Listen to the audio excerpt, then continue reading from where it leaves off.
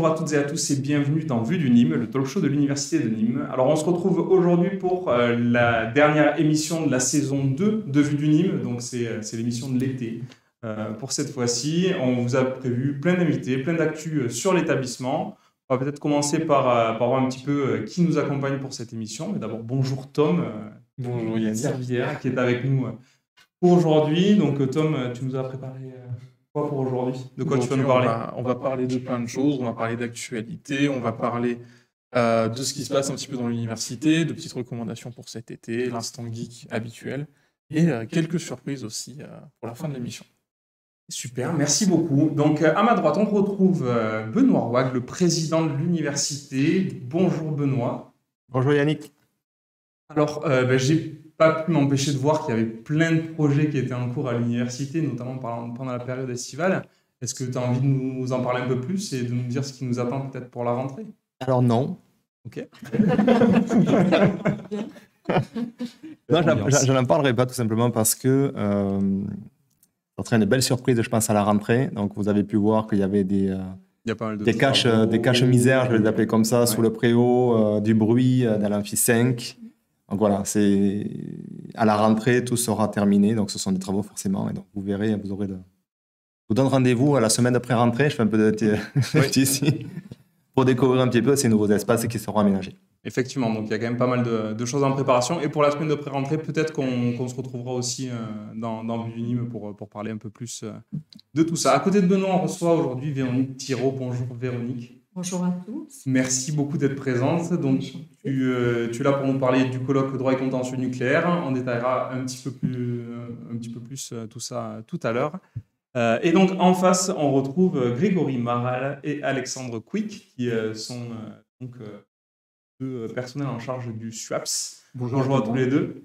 Bonjour à tous. Merci beaucoup d'être là. Et comme pour Véronique, on va passer un petit moment avec vous pour parler un petit peu de votre activité au sein de l'établissement.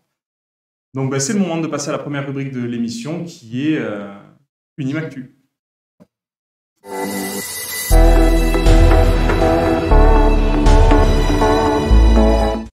Alors, l'actualité de l'établissement en cette période, tout d'abord, une chose que vous avez certainement vu passer puisque ça fait quelques jours que c'est sorti. Donc, l'Université de Nîmes s'est dotée d'un nouveau site web que vous pouvez consulter dès maintenant. Il est en ligne. On vous a préparé une petite vidéo de présentation, donc je laisse...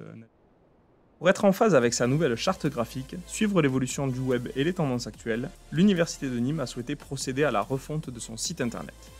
L'objectif de ce nouveau site est de faciliter l'accès aux informations essentielles sur l'établissement, être une vitrine de ses activités et mettre en avant les valeurs de l'Université de Nîmes. La part belle est faite à l'image, avec une disposition des contenus qui répond aux habitudes de navigation actuelles. Une page d'accueil épurée, une arborescence simplifiée, des chiffres clés thématiques à affichage dynamique, un accès par profil d'utilisateur qui regroupe les outils mis à disposition, un menu latéral flottant et un accès valorisé aux réseaux sociaux et à la Web TV Unime.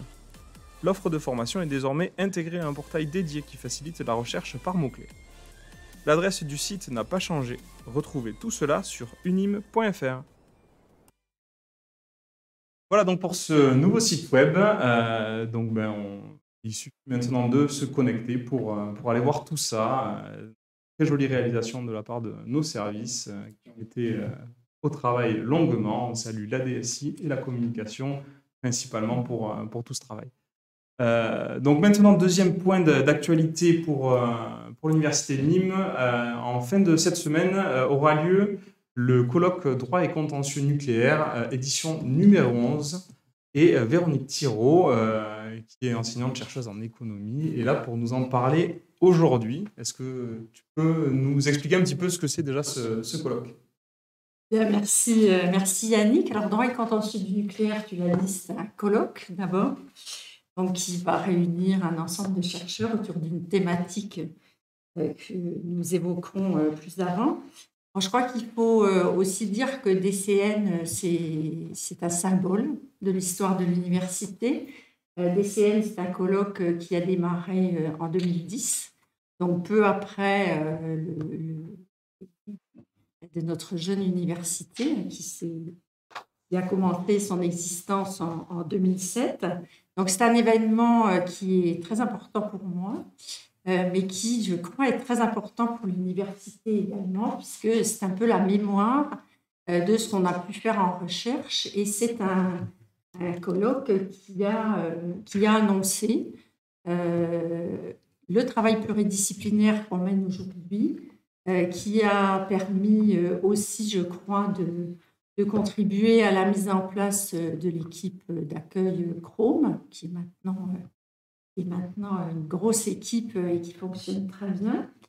Et c'est aussi ce qui a permis d'amorcer l'arrivée de l'école doctorale Risques et Société. Donc, je crois que c'est un symbole qu'il faut savoir cultiver. Je crois qu'il faut toujours être attentif à d'où on vient, quel est le chemin qu'on a parcouru, et ça peut être savoir où on va. Je peux vous faire durer 1000 heures, mais on n'en est pas loin. En tout cas, c'est un événement d'importance. C'est aussi une histoire d'amitié avec les intervenants. Certains reviennent chaque année. Je pense à Maryse de Guergue de l'Université Paris 1, de Marc Léger. Il y en a beaucoup. Et on reparlera d'ailleurs de nos amis japonais également. Donc, une histoire d'amitié. Et puis, c'est une histoire de partage aussi, parce que ça permet chaque année de travailler avec les services, de voir à quel point ils ont évolué. Je crois qu'il faut leur rendre hommage, parce que tant le service recherche que la logistique, le financier, tout le monde met la main à la pâte et on se retrouve finalement avec du plaisir. Et on voit combien cette université s'est professionnalisée, alors pas du côté étudiant, mais aussi du côté des personnels, et est capable de monter des événements de plus en plus sophistiqués. Alors, DCN, c'est aussi des livres. Alors, je suis venue avec ma quincaillerie. Donc, il y en a toutes les couleurs. Donc, je ne les ai pas toutes amenées. À chaque année, on change de couleur.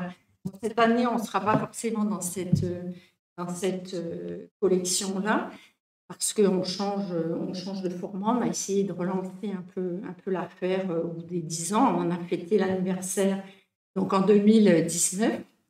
On a eu un peu un trou d'air, comme tout le monde, à partir de mars 2019. Et on relance aujourd'hui donc avec une thématique assez large sur la perception du risque et un dialogue entre la France et le Japon.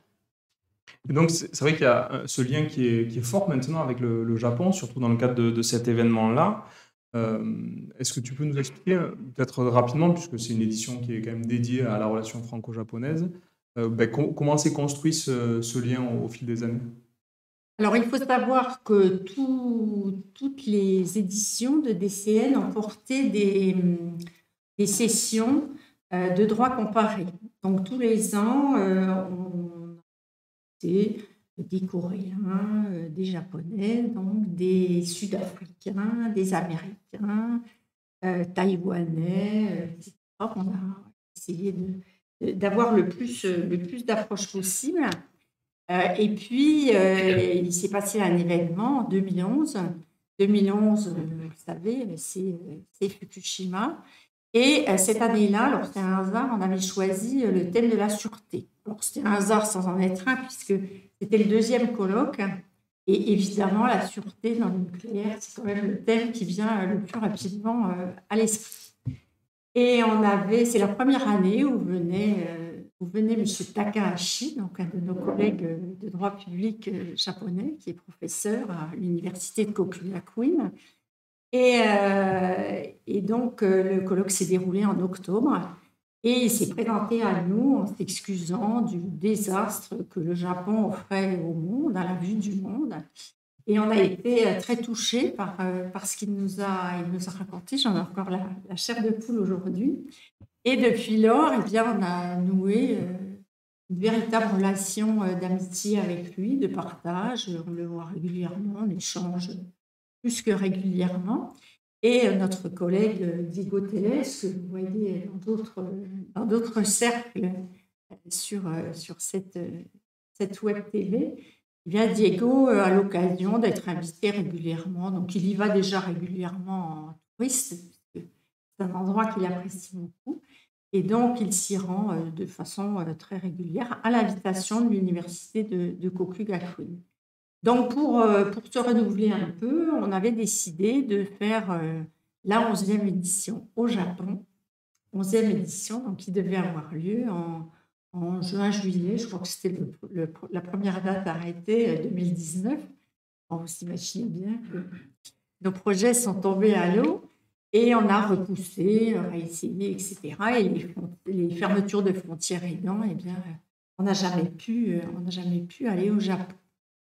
Donc, on en rêve d'autant plus qu'on attend cette affaire depuis 2 ans. Donc, on a décidé finalement de braver ces événements et de réaliser le colloque à l'Université de Nîmes. Mais on va réaliser un colloque qui sera diffusé en français et en japonais. Et on va travailler donc avec un certain nombre d'intervenants qui sont au Japon, qui n'ont pas souhaité sortir parce qu'ils avaient peur de ne pas pouvoir rentrer surtout. Et du coup, ça va être un moment de partage. Alors, c'est moins agréable à distance, mais malgré tout, certains seront présents. Et ça nous permet tout de même de continuer l'aventure. Merci pour cette présentation. Peut-être simplement des infos pratiques. Si on veut assister à cet événement, où est-ce qu'on se retrouve?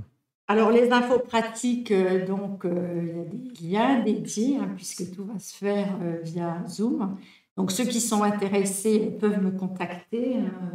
Je vais trouver sur le site, sur ce nouveau site internet qui est magnifique. À la rubrique recherche, une annonce de l'événement, et vous trouverez une adresse mail à laquelle vous pourrez me solliciter et je vous envoie les liens dédiés. Sinon, pour ceux qui ont la chance d'être à Nîmes, eh bien, il est possible de nous rejoindre dans la salle du conseil sur le site Vauban. Donc, ça démarre l'accueil commence à 8h vendredi 1er. Donc, ce vendredi qui arrive, vendredi 1er juillet. L'accueil débute à 8h et le colloque à 8h30. Donc, jusqu'à 13h, on s'est calé sur les matinées pour que nos amis japonais n'interviennent pas à 3h du matin. On a essayé de faire un peu attention à eux. Et ça se poursuit le samedi, toujours à 8h30, 13h, même timing, même endroit, avec un lien différent parfois. Eh bien, merci beaucoup de ta venue et de toutes ces informations. On attend avec impatience cet événement et j'y serai présent. Oui. Non, juste pour quelques mots, parce que je ne peux pas laisser Véronique seule sur cette affaire-là, parce qu'effectivement, je dois dire que c'est vrai que le DCNC, et elle a raison de le préciser, c'est important de le préciser, c'est vraiment c'est un colloque fondateur de toute la recherche à l'université. C'était déjà le contentieux nucléaire au sens large, c'était vraiment déjà une thématique qui préfigurait la pluridisciplinarité. Elle l'a dit, c'était en 2010. Donc c'est hyper précurseur, parce qu'aujourd'hui tout le monde parle de la pluridisciplinarité dans la recherche, mais à l'université de Nîmes, autour de cette thématique, c'était, me semble-t-il, assez précurseur dans les années 2010. C'est également, on montrait les livres, mais c'est beaucoup d'échanges et de présentations de très très grande qualité, puisque ce qui est retranscrit sur ces ouvrages sont des études, sont des comparaisons entre la France et le Japon, mais ils sont disponibles à la bibliothèque. Mais c'est vrai que j'engage les uns et les autres qui sont intéressés par le nucléaire, le droit et le nucléaire, et au-delà même maintenant le risque lié à cette thématique, d'aller les consulter, parce que c'est vraiment très intéressant de voir à la fois des approches françaises, des approches japonaises, et la confrontation des deux sont vraiment des ouvrages qui sont très très intéressants.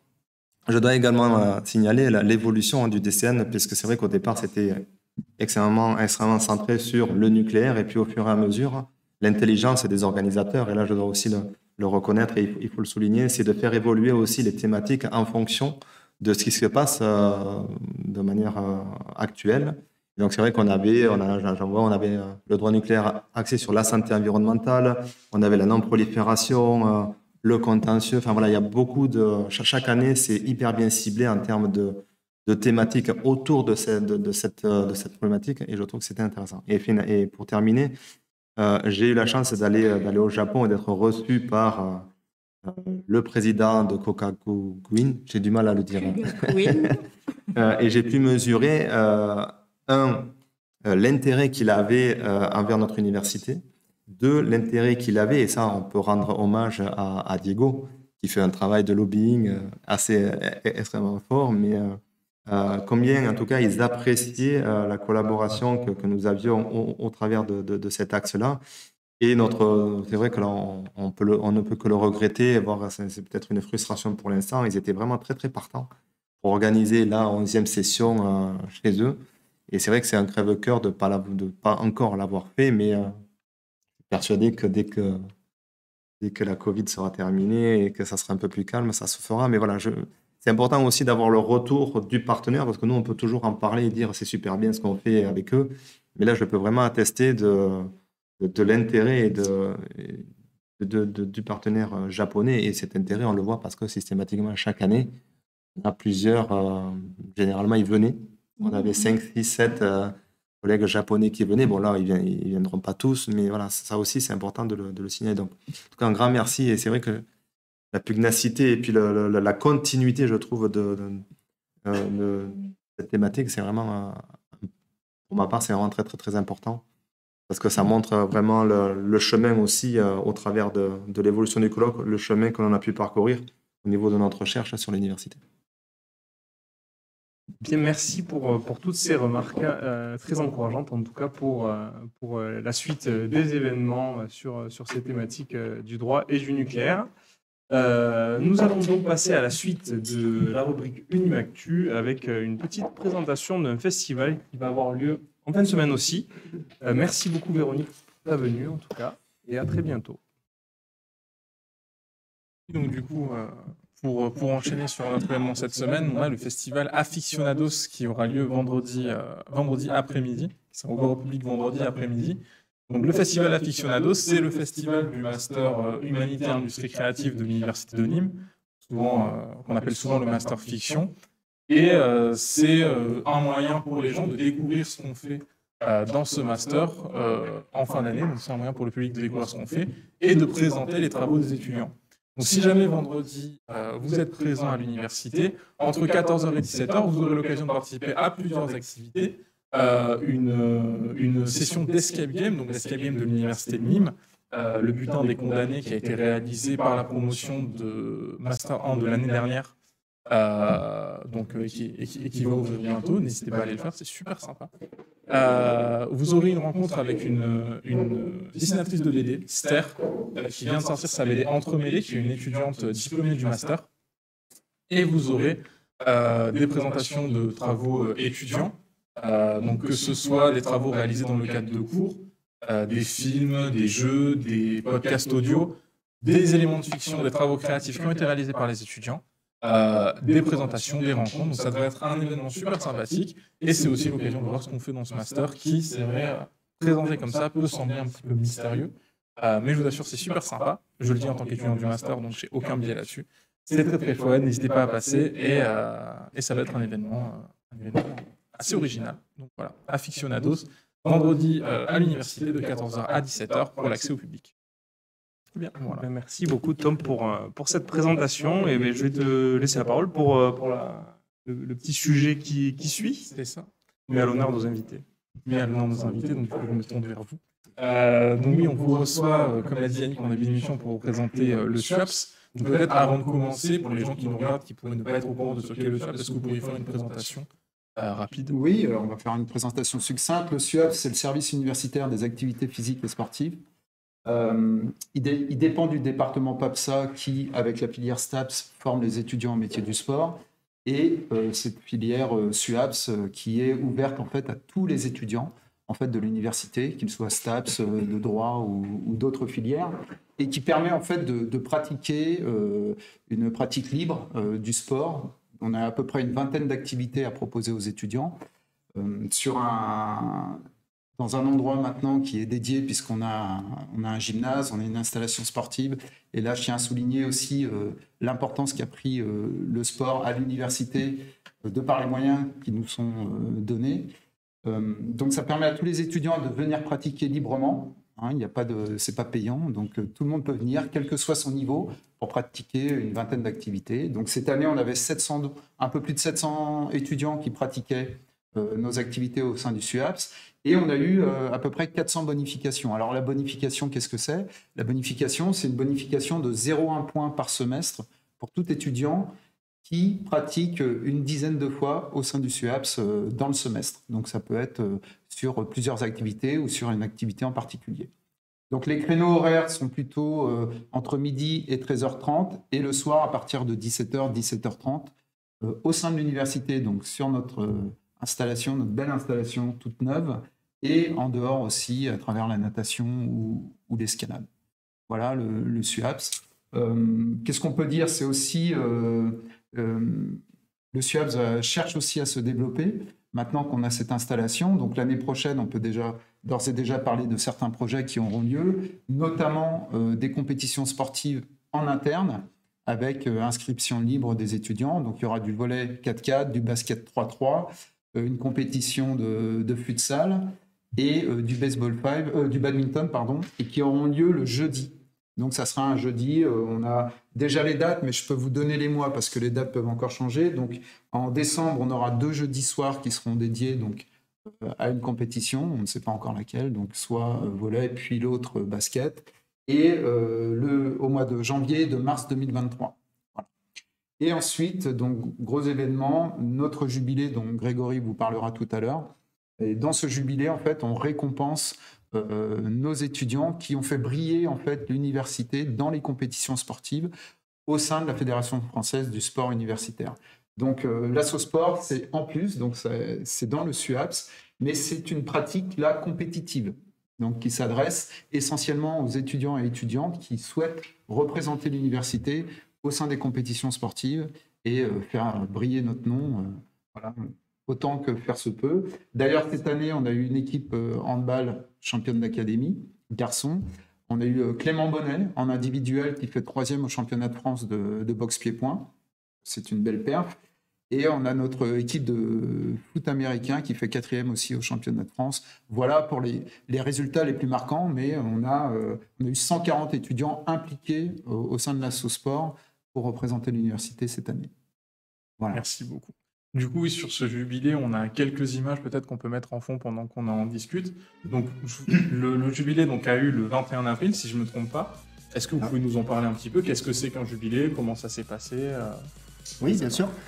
Alors du coup, l'idée du jubilé nous est venue à peu près au mois de janvier. C'était à la base, c'était pour donner une scène. On voulait donner une scène à nos groupes de danse conduits par Sophie Caminade, que je remercie chaudement. Et mobiliser ces étudiants dans un projet chorégraphique collectif. Donc on a eu cette idée-là.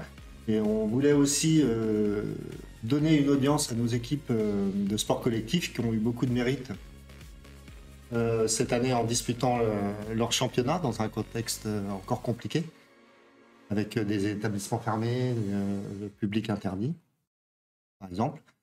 Donc au final, nous sommes très satisfaits parce que toutes les équipes ont joué le jeu.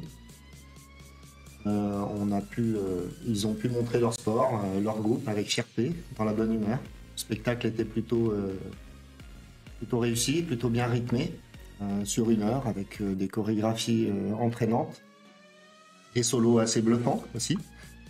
Et donc, comme a dit Alexandre, on a pu remercier Clément Bonnet pour avoir rapporté une médaille des championnats de France universitaires de kickboxing. C'est notre seul représentant pour cette année dans un sport individuel. J'espère qu'il y en aura beaucoup plus l'année prochaine, puisque nous allons bien sûr reconduire ce jubilé l'an prochain pour un spectacle encore plus réussi. Donc voilà, avril 2023, le rendez-vous est. Merci. On peut rajouter, c'est que on a vraiment, avec le président d'ailleurs qui est présent aujourd'hui, cette volonté de développer encore plus la pratique sportive. et que là, les moyens nous sont clairement donnés, c'est-à-dire qu'on va obtenir dès l'année prochaine, on peut le dire, donc 3 nouveaux créneaux pour le football qui avait disparu cette année faute d'installation et qui est un gros pourvoyeur d'équipes et d'étudiants impliqués. Donc c'est aussi une très bonne chose. On peut rajouter aussi qu'on est donc dans ce département PAPSA et qu'on travaille vraiment main dans la main avec les profs aussi d'EPS du département STAPS, de la filière STAPS, et qui font aussi des piges au SUAPS pour proposer d'autres activités comme la danse et toutes ces choses-là. Et il y a certains projets dont on reparlera à la rentrée, mais un peu comme le président tout à l'heure, on ne va pas tout dévoiler maintenant, mais il y a vraiment des grandes choses qui sont en préparation. Voilà, on a hâte que vous veniez le plus possible, qui que vous soyez, débutant, confirmé, athlète de haut niveau, pour vraiment profiter de cette ambiance et de cette dynamique sportive au sein de l'université. Et si on a des nouveaux étudiants qui nous regardent, peut-être à partir de quand est-ce qu'ils peuvent venir vous voir à la rentrée pour s'inscrire? Dès la première semaine de septembre, dès que vous êtes en fait sur les lieux, nous on est là. Ils peuvent aller voir Fabrice qui est qui les accueillera à l'entrée du gymnase. Et puis on sera aussi présent au forum des assos et puis dans d'autres manifestations en début d'année pour les mobiliser le plus possible. Merci beaucoup. On espère qu'ils seront nombreux. Ouais, merci beaucoup à vous deux. Du coup, on va peut-être prendre même rendez-vous pour les prochaines émissions de l'année dernière pour que vous reveniez nous parler un petit peu de l'année prochaine, pardon, pour que vous reveniez nous parler un petit peu des résultats et de l'actualité de votre service et donc du sport à l'université de Nîmes. Ça sera avec plaisir. Ok, c'est noté. Merci beaucoup pour votre venue. On va vous libérer pour pouvoir accueillir nos prochaines invités. Merci beaucoup. Merci à vous. Merci. On vous souhaite bonne continuation, une bonne fin d'année universitaire à tous les deux. Avant de passer à notre prochaine rubrique, une dernière petite info. Vous vous souvenez certainement qu'en novembre étaient venus nous rendre visite les étudiants qui participaient au 4L Trophy sur l'année 2022. Donc, ils n'ont pas pu se rendre disponibles pour venir nous parler de leur aventure, mais ils ont été sympas et ils nous ont envoyé plein d'images qu'on va donc vous diffuser. Et comme ça, je vous explique un petit peu ce qu'ils nous ont dit. Donc, c'est Alexis Mousset et Arnaud Bordac qui ont participé à cette expédition. Donc, ils ont pris le départ de cette course mythique aux côtés d'environ 1200 autres équipages qui sont âgés de 18 à 28 ans. Ils ont traversé l'Espagne, comme on peut le voir. Ils ont ensuite découvert le Maroc. Donc cette course, qui est au-delà d'être une expérience pour les participants, elle a aussi une vocation humanitaire. Chaque équipage est tenu d'acheminer 10 kilos de denrées alimentaires jusqu'au village de départ. C'est environ 20 000 repas collectés chaque année sur cet événement. Donc si vous avez envie de participer, sachez que les inscriptions pour l'édition 2023 sont déjà ouvertes. Elle aura lieu du 16 au 26 février. Et les infos sont à retrouver sur 4ltrophy.com. Donc voilà pour ces rubriques-là. Nos participants ont rejoint la table. Donc on retrouve Nicolas Leroy qui a pu finalement nous rejoindre assez tôt et qui nous parlera des infos du SUP. Bonjour Nicolas. Bonjour Yannick. Et de l'autre côté de la table, on accueille Grégoire Sivan, l'organisateur du festival Une salle sous les étoiles, en cours actuellement, enfin en cours de préparation qui va s'ouvrir très très prochainement. Bonjour Grégoire. Et Anne-Laurence Ménessier, directrice de la bibliothèque universitaire de Nîmes, qui viendra nous faire ses petites recommandations culturelles pour l'été. Bonjour Anne-Laurence. Bonjour. Très bien, merci à tous. On va passer à l'interview présidentielle, prochaine rubrique.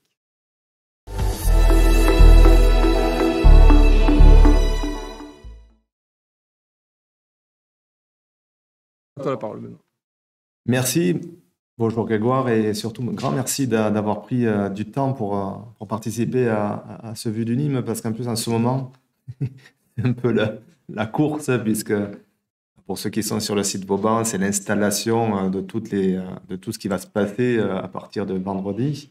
Ma première question, c'est déjà peut-être décrire le festival. Oui. Déjà, merci à vous de nous recevoir parce que sur le site aujourd'hui et puis sur le site Vauban en général, parce que c'est vrai que c'est la possibilité avait été évoquée l'année dernière pour la première édition et tout ça. On est ravis d'être là, faire une première thématique sur l'évasion dans une prison. En plus, moi, je trouvais ça faisait sens, mais voilà, dans une ancienne prison. Et on est hyper content d'être là cette année parce que le lieu est vraiment magnifique. On le découvre en fait au fur et à mesure. Depuis, ça fait 1 an que je prends des photos, je me balade, voilà, prendre un peu le pouls du lieu et tout ça. Et c'est un lieu qu'on adore. Il y a plein de lieux différents dans le même lieu. Enfin, c'est assez chouette. Et du coup, on a commencé à installer. En fait, on a un peu de déco. On a mis des bâches en fait pour un peu des espaces. On aura donc une partie en fait, le village qui sera dans les douves en fait. Avec une scène de spectacle, avec un food truck, avec un bar à jeux, avec une petite cafette, avec un café, avec des ateliers, tout ça. Et donc la projection se fera dans la cour de la fac, en fait. Voilà. Il faut rappeler que c'est un événement, c'est la 2e édition.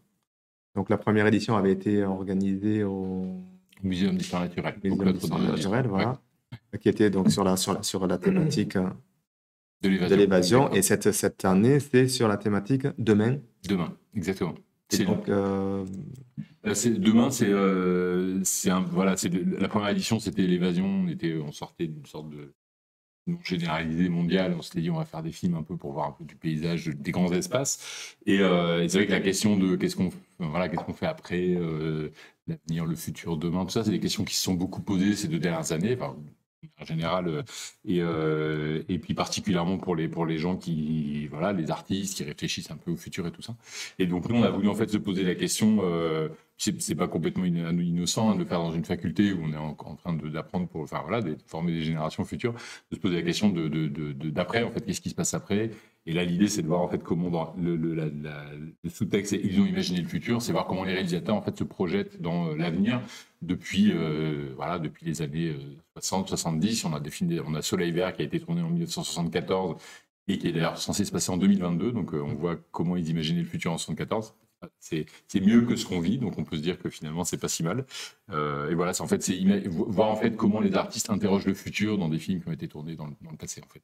Alors c'est la 2e édition, on dit, mais comment est née cette idée d'organiser ce festival sous les étoiles? Alors on peut le rappeler, sous les étoiles, c'est parce que c'est de la projection à ciel ouvert, c'est pas dans une salle. Ouais.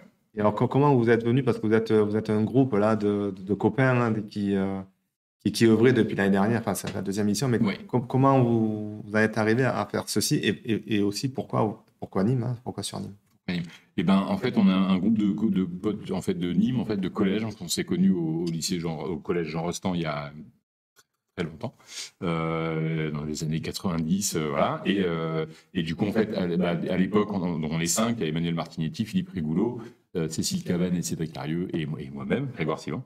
Et du coup, à l'époque, on avait, comme on a tous un peu envie, des idées de faire des festivals de musique, de cinéma, tout ça.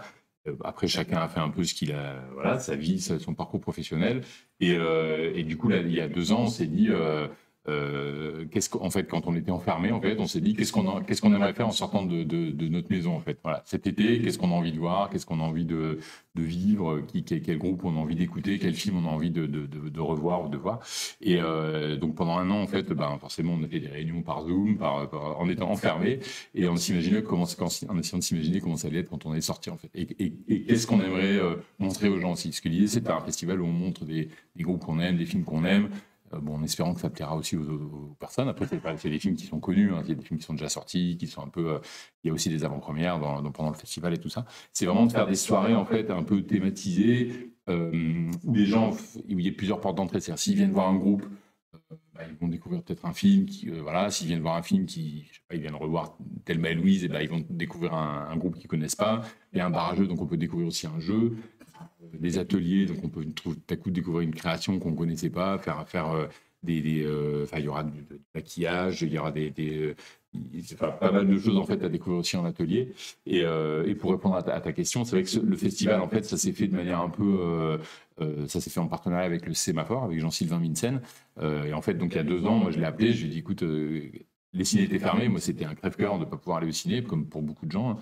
Et je lui ai dit, on peut pas aller au ciné parce qu'on ne peut pas rentrer dans des salles. Je lui ai dit, pourquoi on ne fait pas du ciné dehors? Enfin, c'est pas révolutionnaire. Il y a un réalisateur dans la ville depuis des années à Nîmes, super festival. Et c'était plus d'imaginer un festival un peu... pendant une soirée, on pourrait voir des films, écouter de la musique, boire un coup, un truc un peu chaleureux, un peu... puisse aller entre amis, en famille, enfin que ce soit voilà, qu'il y ait plusieurs portes d'entrée. Donc Jean-Sylvain m'a dit allons-y, voilà, enfin prenons et donc on a pris un an en fait pour organiser parce que entre dire on va faire un festival dehors et le faire, il y a quand même un petit peu d'organisation, on s'en est rendu compte, mais c'est hyper riche parce qu'en fait on rencontre voilà des artistes, des gens que moi je pensais jamais pouvoir voilà venir à Vauban et dire on va faire un festival ici, enfin c'est quelque chose qui et ben justement en discutant, en échangeant, en croisant des gens qu'on connaît, qui nous disent tiens, essayons, voyons ce que ça peut faire et tout, avancer ensemble, essayer de. Et puis au final, ça commence ce vendredi, donc c'est sûr il va pleuvoir, voilà, mais en tout cas pour l'instant, a priori, ça va se faire, donc on est ravis. Oui, en plus, le tout pour. C'est quoi, c'est 8 € pour un plein tarif, 6 € pour un tarif réduit, de 18h à 1h ou 2h du matin. Voilà, donc là aussi, c'est très, très, très abordable pour avoir toute une palette d'activités. J'ai fait le calcul, on a un pass aussi 5 entrées à 30 € pour le prix de 2 passes. Donc pour faire tout le festival, on peut donc faire 10 concerts, 10 films pour le prix d'une place aux arènes. Ouais. C'est pas un comparatif parce que c'est pas du tout la même chose et tout ça. Mais en tout cas, l'idée c'est de faire quelque chose d'un peu abordable aussi et que les gens puissent. On a des tarifs aussi pour les QPV, pour les publics des quartiers. Donc c'est la CAF qui nous donne aussi nous permet d'inviter 50 personnes des quartiers en fait tous les soirs en fait. Et puis par ailleurs, comme on vient chez vous en fait. On s'incruste et donc du coup le premier soir on invite tous les étudiants en fait de Vauban à venir découvrir le festival en fait gratuitement. Donc le 1er juillet quand on vient avec sa carte d'étudiant, voilà, on est invité au festival. Et en plus, les gens pourront prendre connaissance du site Vauban. Voilà, exactement. Il y en a beaucoup qui s'arrêtent à l'entrée. Et donc là, en plus, ils pourront avoir la vue sur Vauban. Non, en tout cas, c'était une belle idée. Donc, c'était Nicolas qui m'avait sollicité, que vous connaissez. Et c'est vrai qu'on en a déjà discuté l'année d'avant, mais nous, on avait déjà un premier festival de l'illustration et on ne pouvait pas faire coïncider les deux. Et très rapidement, on a convergé. Alors, c'est vrai qu'au départ, c'était juste un voile blanc qu'on mettait et puis avec une projection. Et puis finalement, on s'aperçoit qu'il y a pas mal de choses qui vont se faire. Et c'est surtout intéressant, je trouve, par rapport à nous. Je regarde au niveau de l'université parce que ça permet aussi de montrer tout le potentiel d'un site historique, une ancienne prison. Et en fait, on voit qu'il y a un mois, on a fait passer 6000 coureurs. Et puis là, j'espère qu'on va accueillir presque autant de personnes. En tout cas, beaucoup de personnes qui sont intéressées par le cinéma avec une programmation peut-être là. Il y a un site, on peut retrouver les infos, tu le diras Tom, avec une programmation qui est assez intéressante. Alors c'est sûr que ceux qui sont nés après 90, c'est avant, mais par contre, voilà, moi j'en ai quelques-uns, j'ai des coups de cœur. J'adore Bienvenue à Gattaca, bien évidemment, ou Un jour sans fin. Voilà, ou l'armée des 12 singes avec lequel on débute le festival. Après, il y en a d'autres, mais c'est vrai que moi, ces trois-là m'ont assez marqué. Et je suis content, vraiment très, très, très satisfait que ça se passe ici. Donc, ce qui a été dit, il faut peut-être la relation avec le sémaphore, tu l'as un peu évoqué, mais peut-être aller plus loin, dire que finalement, il ferme une salle quand même. Oui, c'est ça, en fait. L'idée, c'est que c'est comme si le sémaphore peut externaliser une salle en fait, du cinéma. Et donc, il ferme la salle 6 voilà, chaque soir du festival. Et la salle est à l'extérieur. Donc, c'est un festival qu'on fait vraiment en partenariat. Après, le sémaphore, nous, Jean-Sylvain, je le connais depuis assez longtemps, parce que moi, quand j'étais ado, quand j'étais à Daudet, je faisais les billets, je distribuais les programmes en fait, du sémaphore pour aller au ciné gratuitement. Donc, les films qu'on a ici, finalement, c'est des films, nous, qu'on a vus à l'époque, quand on était étudiant et qu'on était...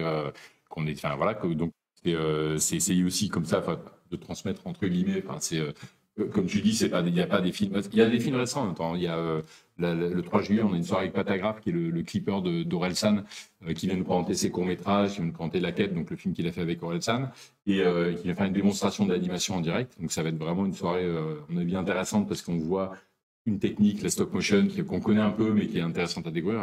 Il va faire ça vraiment en direct. Pour les enfants aussi, je pense que c'est pas mal, parce que c'est des films d'animation et tout ça. Et le 8 juillet, comme tu dis, il y a donc Un jour sans fin qu'on projette. Moi, je suis complètement d'accord avec toi, c'est une de mes comédies préférées du monde, de l'univers peut-être même, voilà. Et c'est un des films les plus... Et en première partie, on a Panique au village, le dernier épisode, donc une avant-première d'un court-métrage, voilà, d'un court-métrage belge. Enfin, c'est une série belge qui est hyper drôle, voilà, je pense que les gens qui vont le découvrir vont bien aimer, quoi. Et il y a les frères Jacquard en première partie qu'on ne présente plus, et voilà. Donc et pour les étudiants également, je me permets de mettre un petit accent sur le 4 juillet. On a l'école Courtrajmé, qui est l'école de Nadji, en fait, qui est un réalisateur qui avait réalisé Les Misérables il y a 4-5 ans, qui avait gagné un César pour ce film. Et lui, ce qu'il a fait, c'est qu'il a créé une école, en fait, de cinéma, l'école Courtrajmé à Montfermeil, pour justement les gens qui ne sont pas forcément dans le sérail du cinéma. Donc, c'est plein de réalisateurs, ils passent 1 an à étudier, donc c'est une sorte de booster de départ, ça ne dure pas 4 ans, 5 ans, ça dure 1 an. Et ils font des courts-métrages, en fait, pendant l'année. Et moi, j'ai eu l'occasion justement d'intervenir un peu dans cette école et de voir un peu ce qu'ils font. Et ils ont des trucs super bien, en fait. Et donc, on a fait une sélection de 8 films, en fait. Et donc, il y a 8 réalisateurs, réalisatrices qui viennent les présenter ce soir-là. Donc, c'est vraiment une rencontre aussi avec cette école-là. Il y aura le directeur des études. Donc, il y a des étudiants qui veulent aussi faire du ciné. C'est intéressant parce qu'il y a vraiment le moment où on va pouvoir rencontrer ces gens-là. Et c'est une école intéressante aussi parce que justement, voilà, c'est pas que pour les gens du sérail, ça permet de dire, c'est pas parce qu'on n'a pas des parents qui font du ciné ou parce qu'on n'a pas une cinéphilie affolante qu'on peut pas faire de ciné. C'est des élèves qui font des films malgré tout, quoi. En tout cas, pour nous, c'est intéressant. Et pour nos futurs étudiants, s'il y en a un certain nombre qui nous écoutent, je lance l'appel. Hein. Donc, vous venez chez nous, si vous voulez monter une asso ciné, vous voyez qu'on a un master dans le domaine, on a des partenaires avec lesquels ça pourrait être intéressant de continuer à travailler. Et encore une fois, moi, je vous dis merci d'avoir poussé la porte ou d'avoir sollicité Nicolas.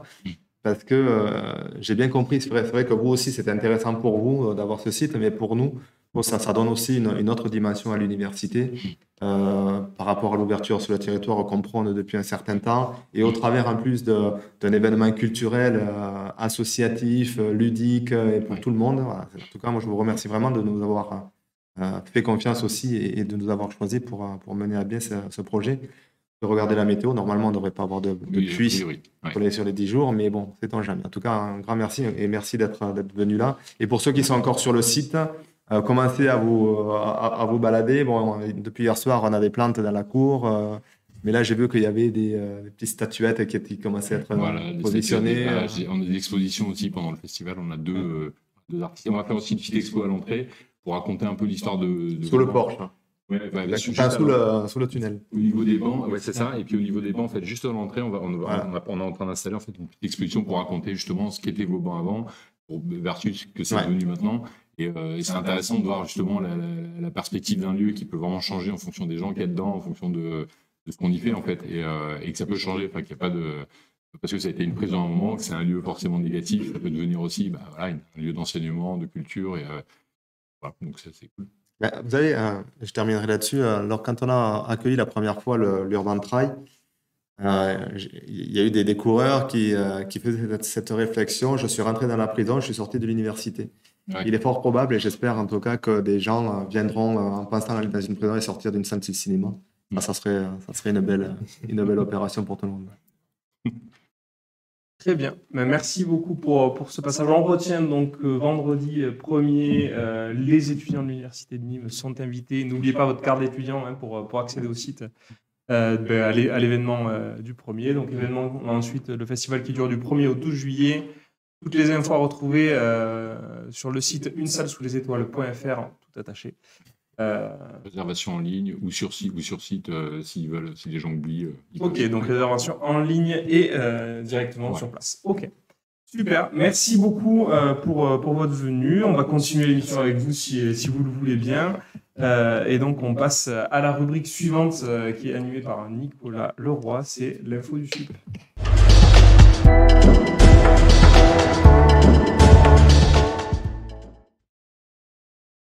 Et bonjour à tous.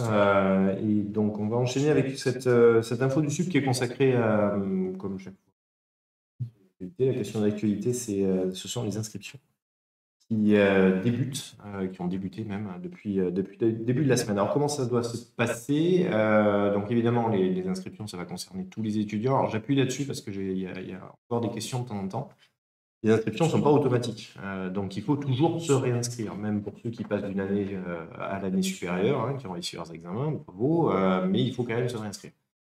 L'inscription ne se fait pas de manière automatique. Alors l'inscription se fera toujours de manière dématérialisée, donc via le site de l'université. Hein, vous allez sur le site qui est tout neuf, et en accédant à la page d'accueil du site, il y a en haut à droite, il y a un petit inscription. On peut difficilement faire plus simple.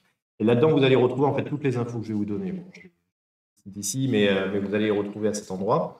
Alors, il y a deux cas pour les inscriptions. Il y a le cas des étudiants qui arrivent à l'université en première année, donc qui sont passés par la plateforme Parcoursup.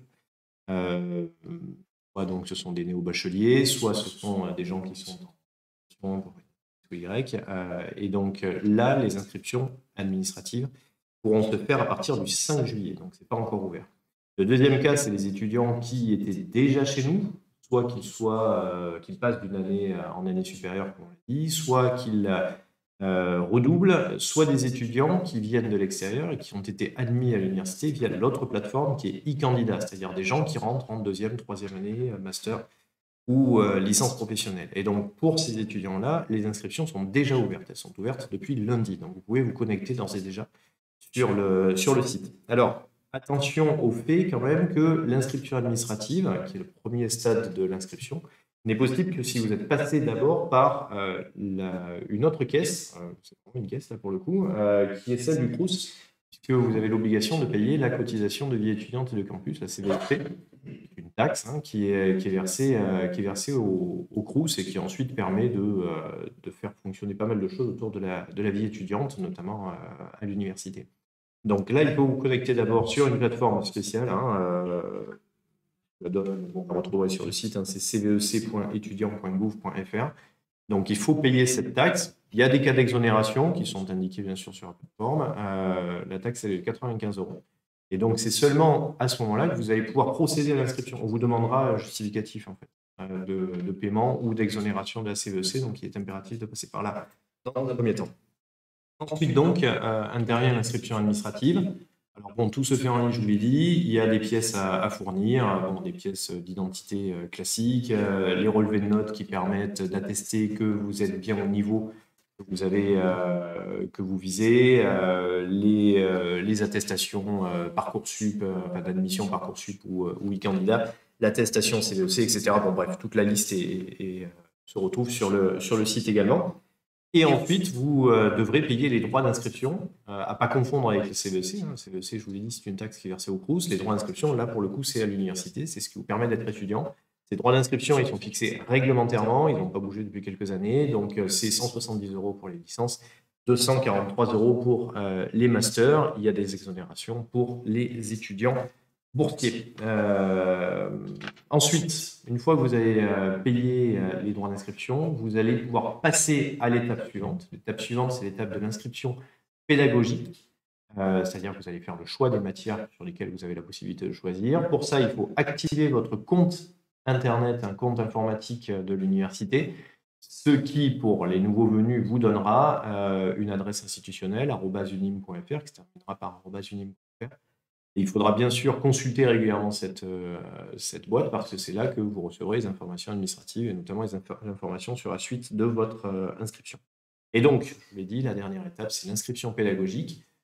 Quelle que soit l'année où vous allez vous inscrire, de la première année jusqu'à la deuxième année de master, vous avez des choix pédagogiques à faire. Vous avez des options à choisir. Ça peut être simplement une option de langue, ça peut être une unité d'enseignement d'ouverture ou transversale, etc. Ces choix doivent être faits via la plateforme, encore une fois, lors de l'inscription pédagogique. Attention, ces choix sont indispensables. Il faut les faire. Il faut les faire parce que si vous ne les avez pas fait, vous ne pourrez pas passer les examens en fin de semestre, donc vous vous retrouvez défaillant. C'est dommage de rater une année parce qu'on n'a pas fait l'inscription pédagogique. Vous n'apparaîtrez pas sur les listes, tout simplement, et donc vous ne pourrez pas vous présenter aux examens. Donc, les inscriptions, je le répète, sont ouvertes pour les étudiants e-candidats, les redoublants, les étudiants qui sont passés en année supérieure dès lors qu'ils ont bien sûr leurs résultats. Hein. Ce n'est pas encore le cas des étudiants qui sont en deuxième session. Les résultats arriveront début juillet. Mais en tout cas, pour ceux qui ont déjà leurs résultats, elles sont ouvertes depuis lundi. Vous pouvez d'ores et déjà y aller. Pour les premières années et étudiants qui sont passés par Parcoursup, à partir du 5 juillet, et vous avez jusqu'au 4 septembre à minuit pour vous inscrire. Ensuite, plus d'inscriptions possibles. Donc, attention à bien respecter les délais. Et les inscriptions, par contre, étant dématérialisées, sont possibles pendant toute la période estivale. Voilà tout ce que j'avais à dire.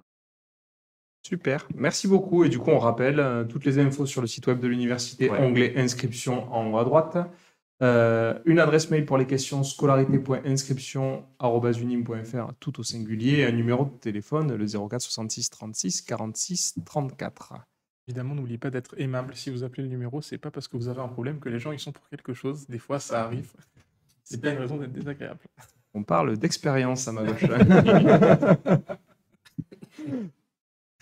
Je me suis excusé pour ce coup de fil, donc j'aimerais bien qu'on arrête d'en parler maintenant.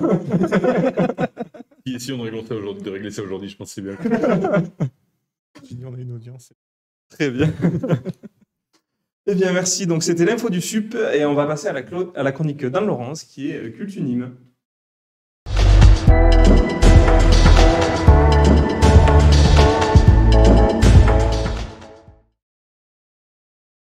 Bonjour. Merci. Donc, on m'a demandé de faire des suggestions de lecture estivale. Donc, on va parler d'été. On commence par une bande dessinée qui s'appelle L'été diabolique, avec un K à la fin, sur un scénario de Thierry Smolderen et un dessin d'Alexandre Cléris. C'est génial. Ah, merci. J'adore cette idée. Donc, nous sommes à l'été 1967. Et une partie de tennis innocente, a priori, entre deux jeunes gens, Eric et Antoine, va avoir des conséquences en cascade, un peu à la James Bond. Et ce roman graphique est une vraie plongée dans les années 1960. D'abord au niveau graphique, c'est pop, acidulé, psychédélique même. On y voit des robes trapèzes avec des fleurs orange et marron, des décors d'époque, mais il y a aussi quelque chose de très moderne dans les couleurs et la réalisation à l'ordinateur. Et ensuite, le scénario reprend les codes de l'époque, le contexte de ces années-là, l'espionnage, la guerre froide, la libération sexuelle, la drogue, des relents de fascisme et de communisme, et Diabolique, qui donne son titre à la bande dessinée. Donc Diabolique, c'est un personnage de comics des années 60 qui a été inventé par deux sœurs italiennes. Un personnage mystérieux qui ponctue le récit, lui-même très mystérieux, donc je ne vous en dis pas plus pour ne rien dévoiler. Mais c'est pour les vacances un beau voyage dans les années 60 et dans un univers graphique très réussi. Deuxième suggestion, c'est une collection qui s'appelle Un été avec. Donc cette collection a une petite dizaine d'années. Elle est née en fait d'une émission qui est diffusée les étés donc sur France Inter. Et l'idée, c'est qu'un auteur actuel, talentueux, offre au grand public une lecture estivale, décomplexée, on va dire, tonique, des grands auteurs classiques. Donc c'est une collection qui n'a pas pour but de donner une lecture universitaire d'un auteur, mais ce sont des écrivains contemporains qui donnent leur vision d'un auteur plus classique. Donc vous avez le choix de passer votre été avec Laura El-Maki et Guillaume Gallienne, le grand comédien de la comédie française, qui vous raconte Victor Hugo. Vous pouvez passer votre été avec Sylvain Tesson, le grand écrivain voyageur, qui s'attaque à Homère, dont on ne sait pas si c'était un voyageur, mais en tout cas, il a raconté quand même avec l'Iliade et l'Odyssée de grands voyages. Il raconte également Rimbaud, grand voyageur devant l'éternel aussi.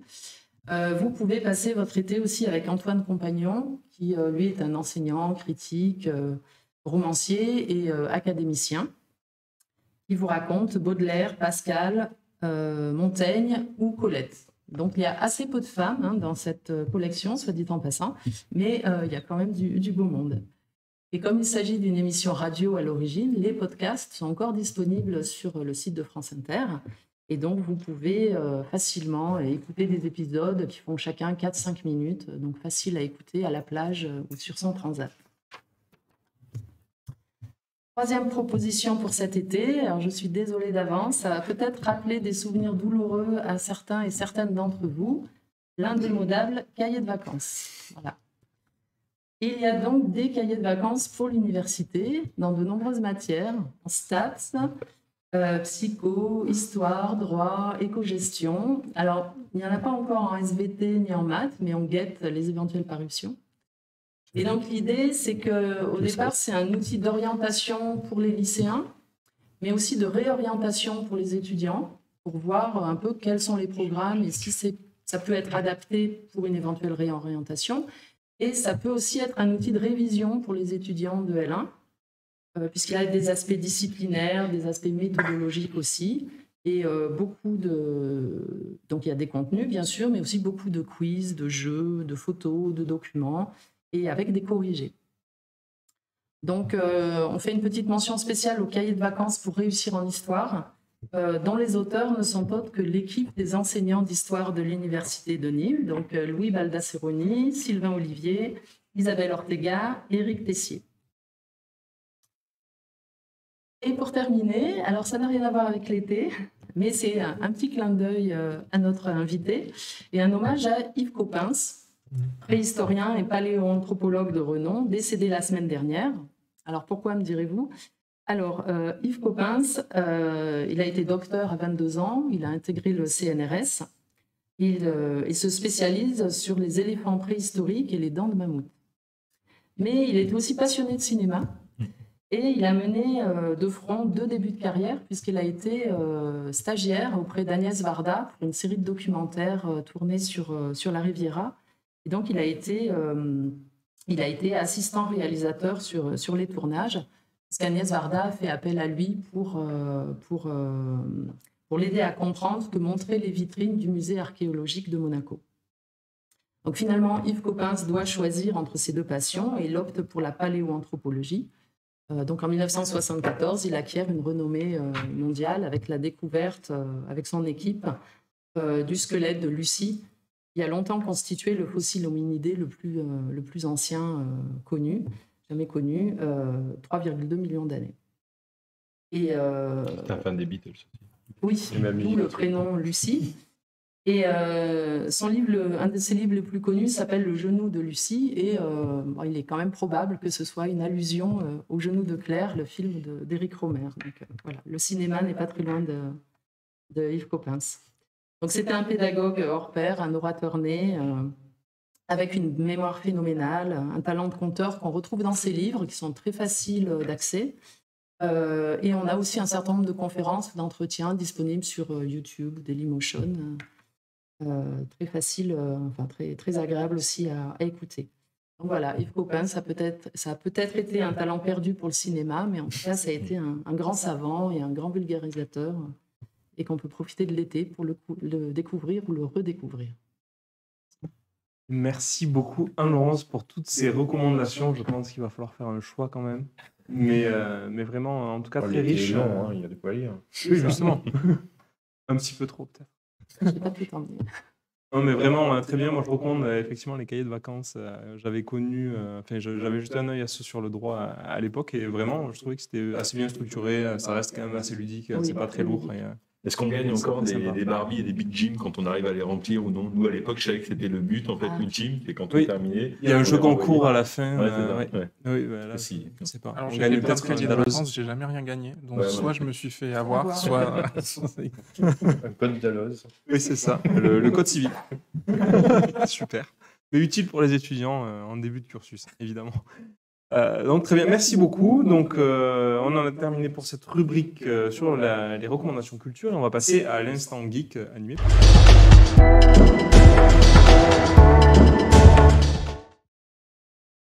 Ah oui, merci Yannick. Alors bon, moi aussi, quelque part, c'est une rubrique culturelle, mais qui est plutôt consacrée à des cultures, on va dire des cultures alternatives. Donc pour commencer, alors j'avais pas prévu de le recommander, mais le cahier de vacances m'y a fait penser.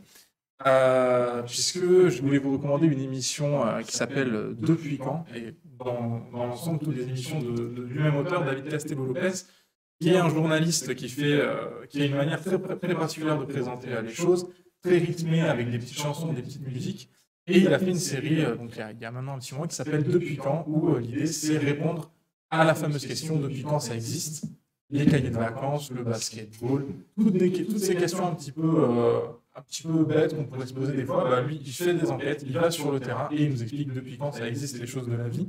En ce moment, il fait une émission qui s'appelle Suisse, qui parle de la Suisse, donc sur une chaîne télé suisse où il parle de l'origine de l'émental, pourquoi la capitale de la Suisse n'est pas Genève mais Berne, pourquoi est-ce que la Suisse est toute propre. Donc voilà, c'est une émission super sympa à découvrir. N'hésitez pas à aller jeter un œil, c'est très drôle, très bien rythmé et très informatif. C'est l'inspirateur de Yannick pour les quiz à la fin du C'est ça. Alors, il y aura peut-être une surprise sur le quiz à la fin de l'émission. Donc voilà.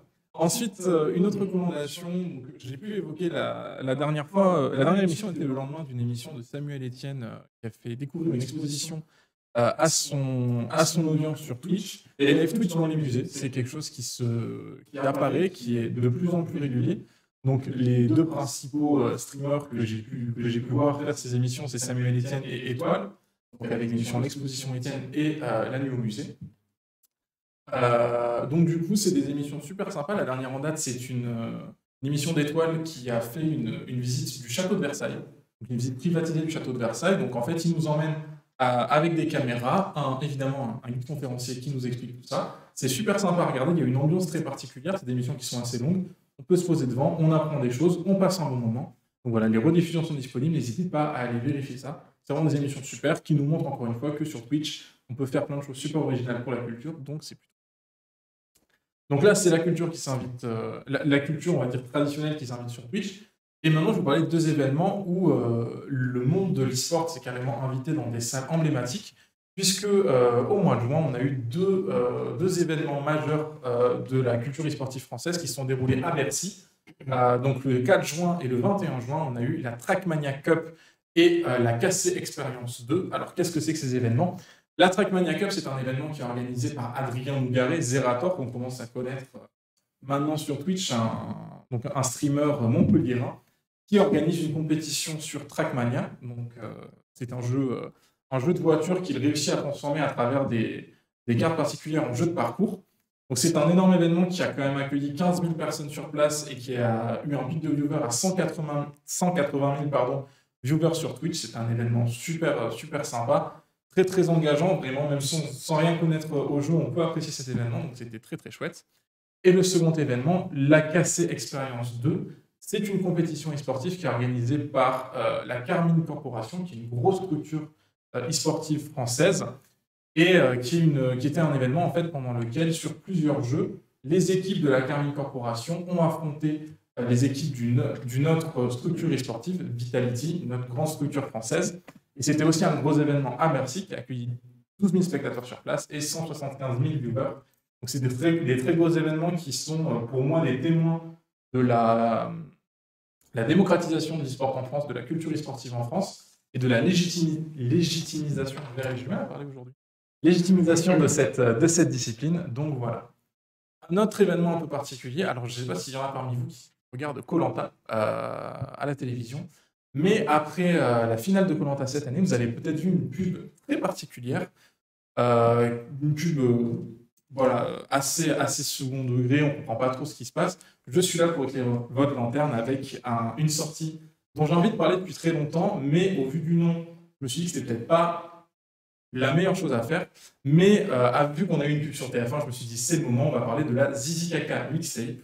La Zizi Kaka Mixtape, c'est un gros projet musical de 41 titres qui est sorti le 17 juin et qui est en fait donc un projet lancé par Chrono Music, Renard et Pandrez, qui sont trois amis qui font de la musique. Est-ce que tu pourrais épeler Zizi Kaka Mixtape, s'il te plaît? Je vois que le président est en train de prendre note. Mixtape. Évidemment, donc c'est un gros projet musical qui a été lancé donc, par trois amis, Chrono Music, Renard et Pandrez, beatmakers, youtubeurs, qui ont fait ce projet. Donc l'idée, c'est d'avoir un projet musical avec une liberté artistique totale, sur lequel ils ont invité énormément de gens, des personnes du monde de la musique, des personnes du monde de YouTube, des personnes du monde de Twitch. On peut retrouver des grands noms comme Squeezie ou Al Capone, Mister MV, plein de gens très très populaires à différents niveaux, dans différents domaines. Donc c'est sorti, c'est disponible sur toutes les plateformes de streaming. C'est une grosse mixtape de 41 titres. Il y a des clips qui sont en train de sortir, n'hésitez pas à aller voir ça. C'est un projet absolument unique. On avait carrément eu un jeu vidéo qui était sorti pour faire la promotion de cet événement intitulé ZZCC MXTP, donc l'abréviation La Légendre, parce que c'est mixtape légendaire, et La Faute est volontaire. Donc voilà, n'hésitez pas à aller voir ça, c'est super sympa, très intéressant. Il y en a vraiment pour tous les goûts dans cette mixtape, donc ça peut être un truc super sympa à découvrir. Et enfin, j'avais envie de vous recommander des petits jeux pour l'été, des jeux de société. Parce que vous savez, l'été, on aime bien partir en vacances, quand on va à la plage, quand on va voir des amis. On n'a pas forcément le temps pour se poser avec un gros plateau, une grosse partie. Donc j'avais envie de vous recommander des jeux qui sont très simples à jouer, qui se transportent facilement et qui sont, pour le moment, qui sont quand même vachement originales et vachement fun. Peut-être pour sortir des fois du traditionnel Uno qui peut commencer à être un peu lourd au bout d'un moment. Donc du coup, même si c'est très sympa le Uno, attention, ne me faites pas dire ce que j'ai pas dit. Donc le premier jeu que je voulais vous recommander, c'est Skull. C'est un jeu de stratégie, un petit jeu de stratégie qui se joue avec des tuiles. Donc l'idée, c'est de réussir à bluffer ses adversaires. C'est un jeu de bluff et de stratégie très agréable, très très joli, qui se transporte super facilement et qui est compréhensible honnêtement en 5 minutes. Au bout d'une partie, on comprend comment le jeu se joue et on peut commencer à s'amuser. Un autre jeu un peu plus classique, c'est le 6 qui prend. Donc le 6 qui prend, qui est un jeu de réflexion, de stratégie, où le but c'est de faire prendre des points à ses adversaires. Donc c'est un jeu dans lequel on se crie beaucoup dessus avec ses amis, mais on passe un très bon moment. Et ça, c'est quand même l'essentiel. Et pour finir, je ne pouvais pas parler de ça sans parler du Uno, qui a sorti une édition spéciale. Parce qu'il y a eu un anniversaire du Uno récemment, si je ne me trompe pas, c'était les 50 ans. Donc ils ont sorti une nouvelle édition spéciale, avec des nouvelles cartes, avec un design remanié. Donc voilà, je ne peux pas non plus me fâcher avec Uno. C'est un jeu qui est très sympa, qui reste intemporel et jouable avec tout le monde. Cependant, conseil personnel, n'hésitez pas à vous mettre d'accord sur les règles du Uno avant de commencer la partie. Parce que sinon, ça finit très mal. Voilà. Je ne vais pas raconter d'anecdotes personnelles, mais ça c'est déjà très mal fini pour moi le Uno. Donc du coup, n'hésitez pas à faire attention à vous. Passez un très bon été, n'hésitez pas à aller découvrir plein de jeux. Allez voir vos boutiques spécialisées, parce que c'est vrai que dans les boutiques, on a des jeux qui sont pas plus chers que sur Internet. On fait travailler les commerces locaux. Vous pourrez être aiguillé selon ce que vous cherchez, selon avec qui vous voulez jouer, selon le type de jeu que vous aimez. Voilà, c'est un truc qui est super important. Ne commandez pas vos jeux sur Internet. Allez en boutique, il y a des boutiques spécialisées partout. Allez les voir, allez discuter avec eux. Ils sont généralement super sympas. C'est des passionnés. Donc voilà pour le dernier instant geek de l'année. On ne se discute pas avec Uno, mais par contre peut-être avec Amazon. Possible. J'ai fait ça va. Ils sont beaucoup moins puissants. Et on aura d'ailleurs, si je peux me permettre, un bar à jeux sur le festival où on présente, pareil, il y a une association, Linky Pelli, qui vient présenter des jeux tous les soirs, faire jouer, voilà. Et notamment Uno. C'est des super événements, les bars à jeux, pour le coup, pour découvrir plein de jeux. On passe un bon moment. Et pour finir peut-être sur cet instant geek, on a quand même un petit bien événement sûr, e-sport qui a eu lieu J'ai failli à l'université et tu t'es occupé toi-même du montage de la Du vidéo. montage, effectivement. On en a parlé un peu la dernière fois, Unimisport. Donc Unimisport, c'est un événement qui a été organisé par des étudiants de la licence TAPS avec l'aide de leurs professeurs. On a eu lors de cet événement pas mal de choses, donc des initiations, des découvertes de jeux, qu'est-ce que c'est que l'e-sport, comment ça fonctionne, et on a eu diffusé sur Twitch une compétition sur FIFA. Donc on a eu les phases finales de la compétition FIFA qui ont été diffusées sur Twitch, et on a eu des conférences sur l'e-sport en France, sur comment ça fonctionne, sur des problématiques internes à l'e-sport, sur comment le sport s'inscrit dans les études sportives. Donc voilà, c'est des conférences qui sont super intéressantes. La compétition sportive était très chouette à regarder. On avait des commentateurs qui étaient à fond. On a eu du beau jeu, donc c'était très très chouette. Les vidéos sont disponibles depuis le début de cette émission sur la chaîne YouTube de l'université. Et effectivement, on a un petit best-of de la compétition sur FIFA qu'on a prévu de vous diffuser.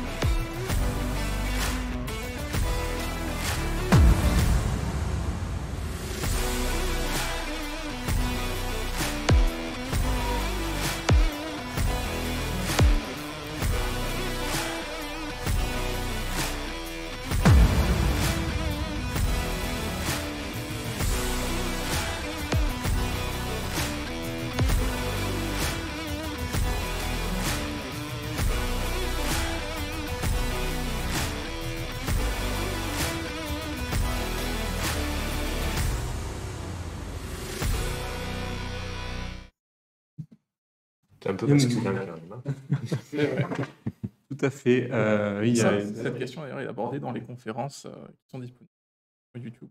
la féminisation du e-sport, La question de la effectivement. un sujet. représentation. Ouais. D'ailleurs, oui, par rapport à il y a eu une réaction dans le chat sur Zerator, apparemment, qui est effectivement quelqu'un de connu sur Twitch. Oui, légèrement. La lapinette qui nous a fait un petit clin d'œil. Donc, on en termine pour les rubriques de cette émission et petit événement particulier pour cette dernière. Donc, on va terminer par un jeu comme d'habitude, mais cette fois-ci, c'est Tom qui s'est occupé de préparer le jeu et pas moi parce que j'avais envie de jouer et de me ridiculiser comme tout le monde. Enfin. Il n'y a pas de raison. Donc, je laisse la parole à Tom pour le jeu. C'est l'heure du duel. Et oui, donc merci Yannick. Du coup, effectivement, on a le costume traditionnel au moment des jeux. Moi, c'est moi qui me suis déguisé en Yannick. Du coup, je vous ai tout préparé. Donc, on va faire un jeu un peu particulier qui va se dérouler en 2 parties. Donc, la première partie, ça va être une petite rétrospective en fait des jeux dans Vue du Nîmes. Est-ce que je vais vous poser une question issue de chaque thème? Alors, c'est pas des questions qui ont déjà été posées, c'est des questions que j'ai écrites, mais autour de chaque thème, de chaque émission de Vue du Nîmes qu'on a eu jusqu'à maintenant. Et alors, le format de ces questions, ça va être un peu le format du face-à-face de questions pour un champion. C'est-à-dire que je vais vous faire une description. Vous pouvez intervenir à n'importe quel moment pour me donner la réponse une fois que vous l'avez. Et à l'issue de cette première manche, on aura une deuxième manche dans laquelle les gagnants sont avantagés. On est parti avec la première question. On joue par équipe et Yannick est seul, c'est ça? Alors, si vous voulez. C'est infernal. Est-ce que vous préférez jouer par équipe ou Moi, jouer seul? j'aimerais que Marine, qui nous regarde discrètement, arbitre, s'il vous plaît. Et, parce que je sens que ça va se chamailler. Je pense qu'on peut dire que c'est la dernière émission. Donc, pour la performance individuelle, pour déterminer le grand gagnant au final de cette saison de Vue du Nîmes, on peut faire de l'individuel. Allez, ça va. Comme ça, on verra ce qui se passe. On lève la main quand on veut répondre ou Ouais, vous pouvez dire la réponse. En général, on se On crie dessus. crie. Alors, attention, par Ouais, sûrement. contre, pour cette première phase, je vais accepter que vous répondrez une fois par personne. Ok. Et vous ne pouvez pas répondre avant que tout le monde ait répondu. Donc attention, il ne faut pas non plus filer trop. Moi, j'ai une question. Est-ce que les compresseurs sur les micros sont bien réglés? Et bien, sur le chat de nous dire. Très bien, mais n'hésitez pas à intervenir. N'hésitez pas à enlever votre casque. Oui, voilà, et puis baissez le son Posez-le à peut-être côté un de petit vous peu avant. Pour des raisons de santé, évidemment. Voilà. On va commencer avec une première question sur le thème des productions américaines concernant des études, qui était le thème du dernier Vue du Nîmes avec Bérangère Legault-Edec. Et donc, on va chercher une production américano-britannique dont la majorité de l'histoire se déroule du coup dans une école. Une série de films dont le premier opus est sorti en Harry 2001. Potter. Harry Potter. Oh. On a une réponse. Le cinéma.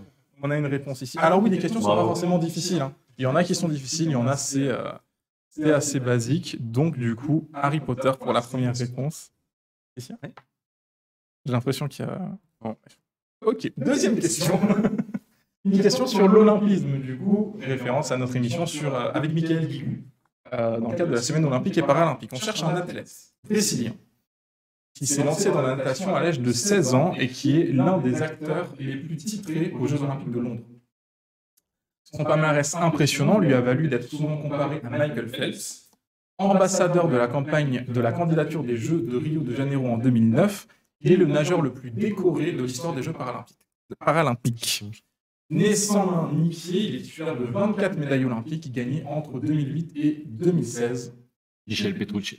Non. Est-ce que quelqu'un là autour du plateau? Avec Werten, un sportif. Non. Et Daniel Diaz, le nageur. Daniel Diaz, le nageur le plus décoré des Jeux paralympiques, donc pas de points sur cette question. C'est le thème sur Noël. Du coup, le thème de Noël, l'émission avec Alexandre Cusset, et on va chercher un film de Noël, du coup, sorti en 2009. Un film révolutionnaire à son époque, qui est le dernier d'une série de 3 films ayant réussi à repousser les limites technologiques du cinéma d'animation. Le Pôle Express. C'est pas le Pôle Express, mais on est pas loin. Shrek. Non. Il s'ancre dans la carrière très prolifique de Robert Zemeckis, un réalisateur entre autres de Retour vers le futur, Qui veut la peau de Roger Rabbit et Forrest Gump. Réalisé en performance capture, il a participé à perfectionner cette technologie qui a été ouverte avec le Pôle Express et la légende de Beowulf. Ayant pour acteur principal Jim Carrey, c'est une adaptation. Le Grinch. C'est une adaptation du conte Un chant de Noël de Charles Dickens. On cherche un conte, le chant de Noël de Charles Dickens. J'ai plus le droit de répondre. Un indice. Dis le Grinch, un je indice. crois. Si personne n'a de réponse, peut-être Yannick, tu peux redonner une réponse? Non, j'ai pas le droit. C'est le drôle de Noël de Scrooge. Scrooge. Et je le savais pourtant. Mais je sais que tu le savais. Je considère que quand vous mentionne la réponse, c'est moi qui ai les points. Ok, bon, on va passer sur des questions plus faciles. C'était les deux plus difficiles, je pense. Avec une question pour les anniversaires. Je voudrais préciser qu'il n'y a que moi qui vois le chat. Donc si certains veulent participer au chat, n'hésitez pas à donner les réponses. Je me les approprierai immédiatement. C'est totalement de la triche, mais pourquoi pas? Moi, je le vois aussi. Ah oui, mais avec un peu plus de délai, j'imagine. Donc du coup, on cherche cette fois un... donc on commémore aujourd'hui les 50 ans du décès d'un personnage haut en couleur. Donc on va chercher son nom. Donc c'est un auteur-compositeur-interprète français qui est né en 1922 et qui a commencé à écrire dans les années 40. Ne trouve pas d'interprète pour ses chansons au début. Il lance sa carrière musicale en 1954 quand une de ses chansons est choisie pour apparaître dans le film Le Poisson d'avril où elle est chantée par Bourvil. Il découvre le milieu parisien et côtoie des grands noms comme Georges Brassens, Raymond DeVos ou François Truffaut, qui lui propose un rôle dans Tirer sur le pianiste, un rôle qui lui vaudra le surnom Michel Berger. Charles Aznavour. Aznavour. Non. Alors il y a Aznavour dans le Bobby film, Lapointe. effectivement. Ah, On l'a bah ici. oui, il est mort il y a 50 ans. C'est Bobby Lapointe. Évidemment. C'est Bobby Lapointe qui est décédé du coup le 29 juin 72. Donc on a un point ici. L'équipe vue du Nîmes qui patauge pour l'instant. Mais on va y arriver. Cette fois, cette question, elle est pour vous. Les questions seraient nulles. Elle est pour vous, puisqu'on va reprendre la question. On va reprendre le thème de l'émission avec Abdel Samari, qui était la chaîne Twitch de l'Université de Nîmes. À ce jour, et en comptant l'émission que nous sommes en train de faire, combien y a-t-il eu d'émissions différentes sur la chaîne Twitch de l'Université de Nîmes? C'est-à-dire de Programmes différents. de diffusion différentes. Pour les 2 années Et en comptant tous les droits de titre? Ah oui. Chaque Combien de diffusions? Combien de diffusions? À peu près. À deux prix. Sur les 2 années Oui, depuis le début. Depuis mars. Depuis l'ouverture de la chaîne. Est-ce que les live tests fonctionnent? Non, les live tests ne comptent pas. 30. Plus. 80. 64. Plus. Moi, je dirais 92. 104. Non, mais C'est moins. 84. 84, exactement 84. Si on fait le détail, c'est 23 le roi de l'histoire, 9 vues du Nîmes, 11 séminaires des doctorants, 9 CAHUT, 8 Fabula Juris, 2 nuits, 2 compétitions e-sport, 2 entrevues, 9 vendredis de la recherche et tout un tas d'émissions particulières, individuelles qui n'ont eu qu'une seule diffusion. C'est donc 84 émissions en comptant celles que nous sommes en train de faire. bravo. Bravo.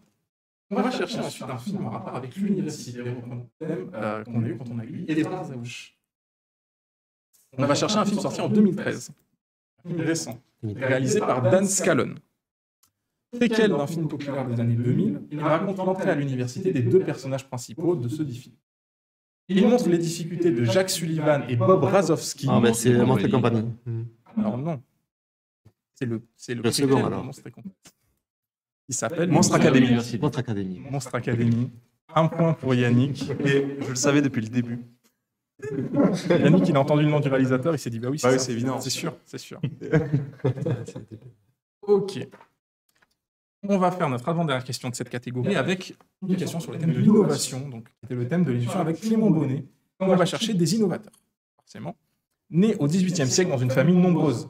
Ils étudient le gaz et l'air, notamment les courants, et développent l'idée de la technologie. Tout à fait. Tout à fait. Ils travaillent dans une papeterie, mais leur première C'est une question d'histoire. Les frères Montgolfier. Alors, Moi, d'habitude, je favorise beaucoup en faisant beaucoup de questions d'histoire.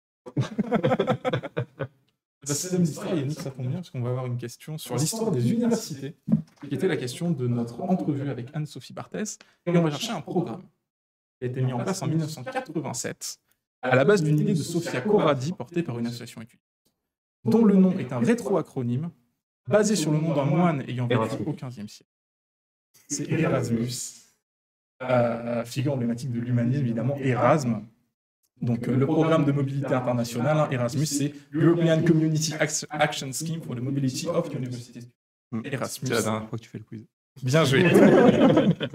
Donc, du coup, L'équipe d'Action Blast a gagné. donc, du coup, maintenant, je vais vous donner des thèmes. Donc, Je tiens à dire qu'il n'a même pas marqué ton nom sur la feuille d'espoir. je marque, on peut marquer des points. Je marque, on peut marquer Présidence, des points. regarde. Donc maintenant, je vais vous donner en fait des thèmes. Alors, on va avoir du coup, vu que vous êtes 3 à égalité avec un point, on va dire que c'est les premiers qui ont répondu qui vont avoir l'avantage. Donc du coup, je vais vous donner des thèmes et vous allez chacun, donc Monsieur Leroy et nos 2 invités, vous allez choisir un thème et vous allez en bannir un. On ne posera pas et on va ensuite jouer avec les 3 thèmes que vous aurez choisis. Oui, mais tu as répondu après. Donc nos thèmes sont la trilogie du samedi, le sport au cinéma, les animaux du continent africain, la cuisine du sud de la France, la musique traditionnelle écossaise, la littérature du 19e siècle et l'instant geek. Donc, monsieur Leroy, je vais vous proposer de commencer. Vous allez choisir un thème et vous allez en faire un que vous voulez, ou en prendre un que vous ne voulez pas faire. Choisis un que je ne veux pas faire. Vous en choisissez un que vous voulez faire et un que vous ne voulez pas faire. J'ai bien tout entendu. Ouais, répétez. La trilogie du samedi, le sport au cinéma, les animaux du continent africain, la cuisine du sud de la France, la musique traditionnelle écossaise, la littérature du 19e siècle et l'instant geek. Alors, éventuellement, ce que je voudrais faire la littérature. Ouais. J'évite très volontiers, je laisse d'autres à l'instant geek. Allez. Non, mais c'est pour tout le monde que c'est. Les questions vont être posées à tout le monde. Non, mais le thème banni, c'est banni pour tout le monde. Oui. Voilà. C'est dommage, Yannick aurait pas gagné. L'instant geek était le thème le plus facile, évidemment. C'est clair. Bravo. Mais non, retenir. Je suis super calé en littérature. Et bannir un thème de la même façon. Et ben, sport au ciné, peut-être. Ouais. Et qu'est-ce qu'on bannit? Ouais, musique traditionnelle. pour la cohésion du groupe. Ouais, parce qu'il est allé chercher des trucs improbables. Ah ouais. Justement. Et du coup, dernier choix. Les animaux du continent africain. Donc on est 2, quoi. 3. Et au final, ça va aller puisque j'ai juste besoin de ce thème-là. Donc on va jouer avec la littérature du 19e, le sport au cinéma et les animaux du continent africain. Moi, j'ai l'habitude. Je vois qu'Yannick est extatique. C'est ça, je suis ravi. Et du coup, on va commencer par la littérature du 19e siècle. Girafe. Donc, on va chercher pour commencer un auteur français du 19e siècle, forcément, dont certains romans ont été adaptés au théâtre et qui est considéré comme le précurseur de genre comme la science-fiction ou le steampunk. Jules Verne. On a une bonne réponse ici. Bien joué. Deuxième question. On va chercher un auteur populaire anglais de l'époque victorienne qui est à l'origine de séries de romans sur son époque, dont La Maison d'Aprevent, David Copperfield, Dickens. Ou Oliver Twist. Le plus gros. On cherche ensuite un auteur français, fervent opposant au régime de Louis-Napoléon Bonaparte. Victor Hugo, bonne réponse. La question, c'était qui est à l'origine de l'expression qu'on retrouve dans police partout, justice nulle part. Et dernière question, c'est une description. On cherche une personnalité faisant partie des auteurs les plus prolifiques du 19e avec plus de 70 romans et 50 volumes. Zola. Balzac. Aucune bonne réponse. D'œuvres diverses. On est chaud. Luttant contre les préjugés de la société de l'époque, elle s'engage et contribue activement à la vie politique en écrivant sous pseudonyme. Georges Sand. Eh oui. Georges Sand. C'était la deuxième réponse. C'était la deuxième Georges réponse. Sand. Georges Sand. Bravo. Bonne réponse. Bonne réponse. J'accorde. Effectivement. Donc voilà, un thème dominé par la personne qui l'a choisi, évidemment. Jusque-là, rien de... Non. Et on va passer au thème suivant, qui est le sport au cinéma. Alors, le sport au cinéma, ça va être des films qui sont relativement récents pour la plupart. Et on commence avec un film. Alors, un point bonus, si vous le dites correctement. Dans le film Rocky, quel est le nom de la femme de Rocky Balboa? Adrienne. Je l'ai dit mieux. Voilà, c'est ça que j'attends. Point bonus. Trop tard, malheureusement. Mes belles performances. On cherche ensuite un film sorti en 2013 qui raconte la rivalité entre les pilotes de course James Hunt et Niki Lauda. Quel est le nom de ce film? Le nom Lauda. Non. Je l'ai. Rush. Bien joué, Yannick. qui le ressort du fin fond de ses Ouais, souvenirs. c'est ça. Et on va Très beau rester, film. très beau film, ouais. Très très bon film, très sympa. On va rester en 2013, où on va chercher un film. Donc on va chercher dans un film de 2013 le nom d'un cheval. Le cheval de Pierre Japlou. Durand. Japlou, joué par Guillaume qui a participé au JO de Séoul en 88. Japlou, effectivement. Yannick qui s'envole sur ce C'est ça. et pour finir, on va chercher une comédie de 1993 qui est réalisée par John Candy et qui raconte la formation de la première équipe jamaïcaine de bobsleigh. Rasta Rocket. Rasta Rocket. On l'avait à la gauche aussi. Ok, Rasta Rocket, très très bien. Et on va finir avec le thème des animaux du continent africain avec une première. Il y a des animaux aussi. Il y a eu qui adore les Ce sera girafe. Cette première Est-ce que je peux pré-shot girafe pour toutes les questions? Tu peux tenter, mais je ne garantis pas qu'il y ait une réponse c'est girafe. On cherche, en première question, le poids d'un éléphant d'Afrique. Est-ce que c'est 1000 fois moins que le tablier du... C'est plus moins qu'une girafe. Non. Alors, on cherche un poids voilà. On cherche Combien près? Combien de kilos près? Il n'y a pas de fourchette parce que j'ai déjà une grosse fourchette. 20 tonnes. Plus. 4 tonnes. On va prendre ici, c'est entre 4 et 7 tonnes. Moi, je pense que j'avais raison en disant que c'était 1000 fois moins que le tablier du viaduc de Millau. Effectivement, puisque le tablier du On a vu cette donnée. qui nous a enchantés. J'ai dit, c'est vrai que ça aide vachement à se représenter le poids. Savoir que ça fait 1000 éléphants. Donc on va ensuite chercher un autre animal, évidemment, qui s'appelait jusqu'au début du XXe siècle le caméléopard, et qui est connu principalement pour son long cou. La girafe. Oh, J'ai une girafe. La merde, il a eu. C'est moi quand même. La girafe qui s'appelait caméléopard jusqu'au début du XXe siècle, où on a eu cette nouvelle appellation. Donc la girafe, effectivement, tu as eu la girafe. Pourquoi caméléopard? Caméléopard. Ça n'a rien d'un caméléon. Camé pour le long cou. D'après ce que j'ai lu, en fait, camé, c'est pour désigner son long cou. Et léopard pour ses taches et la couleur de son. Voilà, c'est une information que je voulais vous donner. On va ensuite chercher une espèce d'antilope qui vit dans le sud de l'Afrique et qui peut peser jusqu'à 290 kg pour 150 cm. L'oryx. Non. Et qui peut appartenir aux taxonomies suivantes: bleu, à queue blanche, de Johnston, à barbe blanche ou de Meons. Camoulox. C'est les taxonomies de cet animal. Donc, c'est une espèce d'antilope qui vit dans le sud de l'Afrique. Gazelle? Non, pas la gazelle. Pensez Hulé. Le gnou. Le gnou. Ça m'a vachement aidé. L'antilope, le gnou. C'est une Le antilope. gnou, c'est une espèce d'antilope. Voilà. Lait, ça m'a aidé quand même. Hein. C'est vrai que c'est... Oui, c'est vrai. C'est le principal indice que j'avais. Un animal lait d'Afrique, j'en ai un. Et enfin, on va chercher un genre de singe dont l'un des noms signifie tête de chien. Le babouin. Les chimpons. Le babouin. Très belle réponse. Et donc on se retrouve à l'issue de ce quiz avec une égalité entre Monsieur Leroy.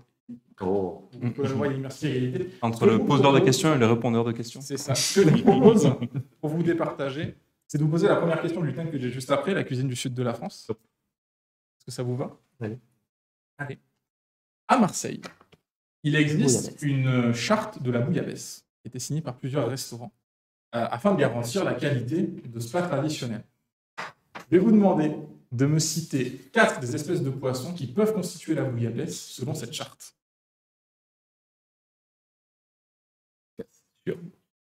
Moi, je dirais... Je me lance.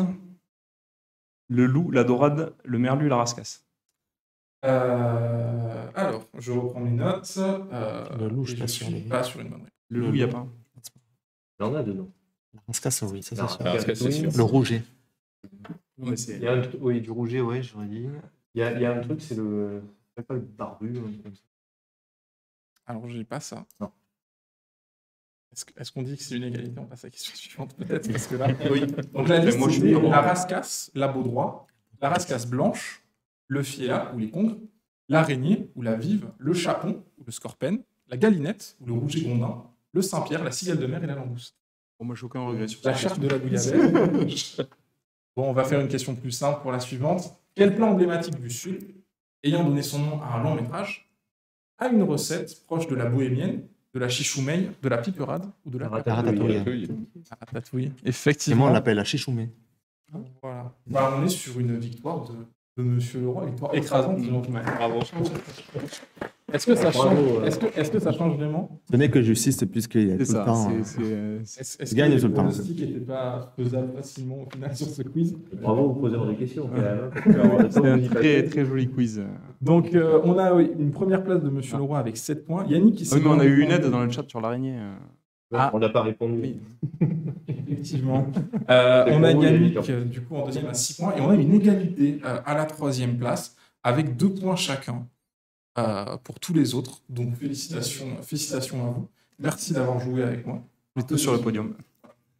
Tout le monde est sur le podium. Personne n'a perdu. Ça, c'est beau. Donc, voilà. Merci à vous. Et puis, félicitations. Eh bien, merci Tom. Il est arrivé l'heure de fin de cette émission qui a duré beaucoup plus longtemps que prévu, mais c'était très agréable de passer ce moment avec vous et avec vous aussi. Tout ça sera disponible en replay immédiatement après la diffusion. On se retrouve donc nous l'année prochaine pour de nouvelles aventures dans Vue du Nîmes. On vous souhaite à tous un excellent été, de bonnes vacances. Soyez prudents, portez les masques quand c'est nécessaire. Merci. Pardon ? Hydratez-vous. Hydratez-vous jamais assez. effectivement. Avec de l'eau. De la crème solaire. C'est ça. Évidemment.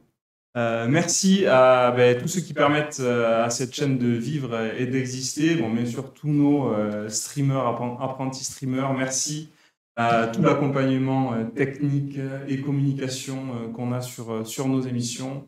Merci beaucoup à vous. Et merci à toi. Et merci Yannick. Et à l'année prochaine.